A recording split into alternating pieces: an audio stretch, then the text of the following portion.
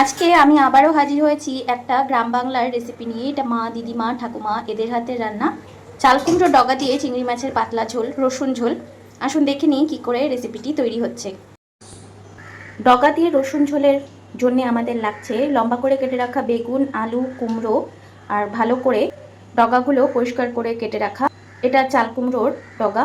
লাগছে এখানে লঙ্কা বাটা আর রসুন বাটা, চিংড়ি মাছ পরিষ্কার করে ধুয়ে নিয়ে নুন হলুদ মাখিয়ে তেলে ভেজে রাখা আর কয়েকটা কাঁচা লঙ্কা। এবার রান্না শুরু করছি, তাই গ্যাসে কড়াই বসিয়ে আমরা সাদা তেল দিয়ে দিলাম। এতে ফোড়নে দেব কালো জিরে, রসুন বাটা আর লঙ্কা বাটা, হলুদ গুঁড়ো। মশলাটা ভালো করে কষিয়ে নেব। ডগা পাতাটা দিয়ে দিলাম। এটা মজতে সময় লাগবে, জলও ছাড়বে। স্বাদ অনুযায়ী নুন, ঢাকা দিলাম। দেখুন এটা অনেকটা মজে গেছে। ঝোলের জন্য জল দিয়ে দেব। এই রেসিপিটি বেশ পাতলা পাতলাই হয় খেতে, গরম ভাতে দুর্দান্ত লাগে। চাল কুমড়োর ডগা আর চিংড়ি মাছের কম্বিনেশন একদম অনবদ্য। চিংড়ি মাছগুলো দিয়ে দিলাম, একটু চিনি। এই রেসিপিটি একটু মিষ্টি মিষ্টি করলে খেতে ভালো লাগে। একদমই তৈরি হয়ে গেছে।